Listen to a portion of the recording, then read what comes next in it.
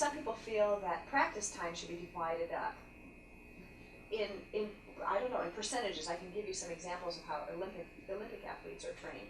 But a certain percentage of your practice time devoted to the physical aspect of whatever the technique is, the hands on the keys, practice. And then another portion of your practice time devoted to mental practice, hearing it in your mind, hearing it with your imagination, away from the instrument. What do you think about that? It's not going to hurt. Yeah. I don't think the portion where you become aware physically for the musician needs to be very extensive. Yeah. I mean, you're holding a bass fiddle with, say, finger each half step, you know, and so you close the string in half steps and so forth.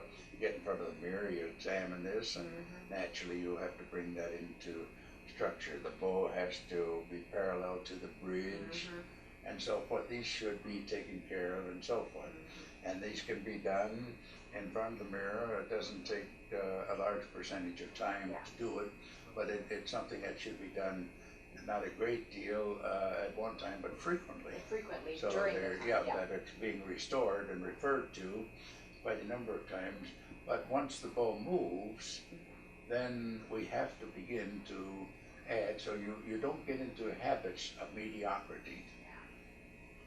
So once there's function, then I don't like the just the physical aspect, because at that point, if there's function, I want standards established that you're shooting for.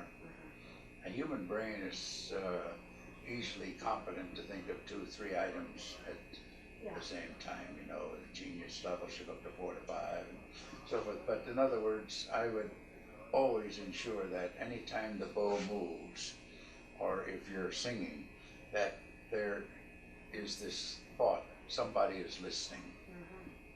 I usually tell a student at my studio, there's a man outside the door, he's got a $90,000 a year job, and he's listening for a trombone player who can sound just great. That's if I have a trombone player in the chair. And you should hear the difference in the play. They perk up, don't they? Other time I'll just simply say, if you've been to our concerts, have you heard Bud Hurst play this particular phrase? Now, I have many important people coming by the studio. Let them think Bud's in this chair here, because I have many first trumpet players that come to see me. And so we use the psychology of motivation a great deal. But the standards go up in the brain, and then immediately the readout begins to improve in tissue function. Isn't that amazing? Yeah. The same thing in singing too. Now I did a little professional singing, but I could have had a full career as a singer when I was young. I was a radio announcer for a while and did quite a bit of work with sound and speech and general use of the voice.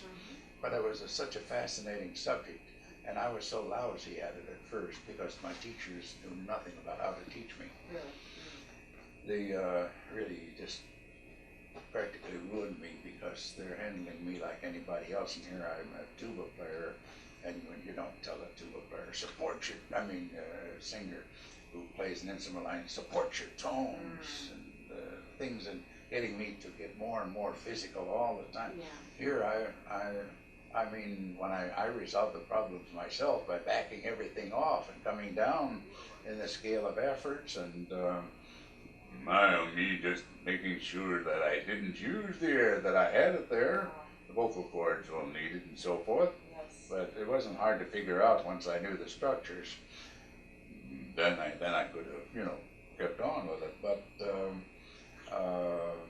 these teachers didn't understand that at all. And they kept trying to make you set more. This one teacher's tighten your buttocks muscles, tighten this muscle, and more strength. Support, My God, I had so much more than could possibly be used, for anything. In other words, I'm using 100 pounds of contraction here when I had needed maybe 6 or 8 ounces of Yeah, internal the pressure. pressure to go, yeah. It's just ridiculous. Oh my. I found when I was running in place and jogging, I began to vocalize pretty well. I do deep knee bends and all, I get the high notes, everything was coming out. And I was all relaxed and it was, so I thought, the hell with that, you know, and I immediately started to do a lot of investigation and training myself and worked very, very well. So much more minimal effort Oh, it was here. it was a matter of coming down in the scale of really applied was. efforts. And, you know, in muscle physiology, one of the first things you learn is that strength comes from the number of fibers that are being innervated in the motor system.